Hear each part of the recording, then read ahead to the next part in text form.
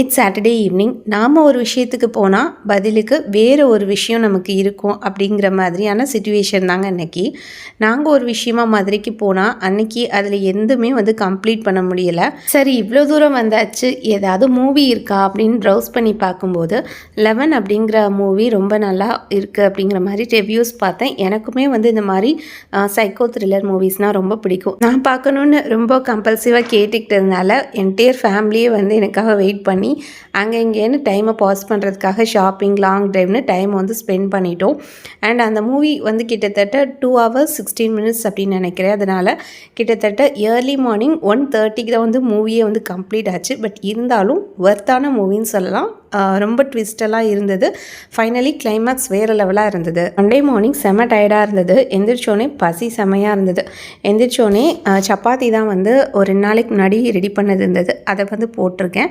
இது கூட ஓட்ஸ் ரைத்தா தான் அன்றைக்கி ரெடி பண்ணியிருந்தேன். ஓட்ஸ் ரைத்தாக்கு ஓட்ஸ் கூட நம்ம தயிர், சில்லி பவுடர், மஞ்சள் தூள், பட்டை பவுடர், உப்பு தேவைன்னா நீங்கள் ஆட் பண்ணிக்கலாம், இல்லைனா ஸ்கிப் பண்ணிக்கலாம். இதெல்லாத்தையும் போட்டு ஊற வச்சு இதை தொட்டு சாப்பிட்டிங்கன்னா சூப்பராக இருக்கும். இது கூட 2 ஆஃப் பாயிலும் எடுத்துக்கிட்டாச்சு ஒரு ப்ரோட்டீன் இன்டேக்காக. இப்போவே டைம் ஆல்மோஸ்ட் 12 o'clock ஆகிட்டுது. அதனால் ஈவினிங் போல் ஒரு 5 o'clock நம்ம லஞ்ச் சாப்பிட்டுக்கலான்னு அதுக்கேற்ற மாதிரி தான் ப்ரிப்பேர் பண்ணிகிட்ருக்கேன்.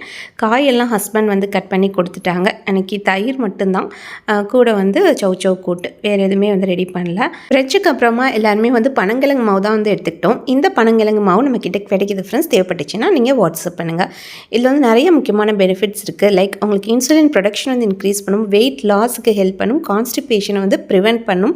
இது ரொம்ப ஹை ஃபைபர் இருக்கிறதுனால உங்களுக்கு லாங் டேர்முக்கு ஃபில்லிங்காக இருக்கும், ரொம்ப பசி எடுக்காது. சுகர் பேஷண்ட் சாப்பிடக்கூடிய ஒரே கிழங்கு பனங்கிழங்கு தான். அது மட்டும் இல்லாமல் ஹீமோக்ளோபின் கண்டென்ட்டை இன்க்ரீஸ் பண்ணுறதுக்கும், போன் டென்சிட்டியை இம்ப்ரூவ் பண்ணுறதுக்கும் இது நல்லாவே ஹெல்ப் பண்ணும். முக்கியமாக ப்ரெக்னென்சியில் இருக்கிற உமனுக்கு தேவையான கால்சியம், ப்ரோட்டீன், அயன் இது மூணையுமே ஹை அமௌண்ட்டில் ப்ரொவைட் பண்ணுது.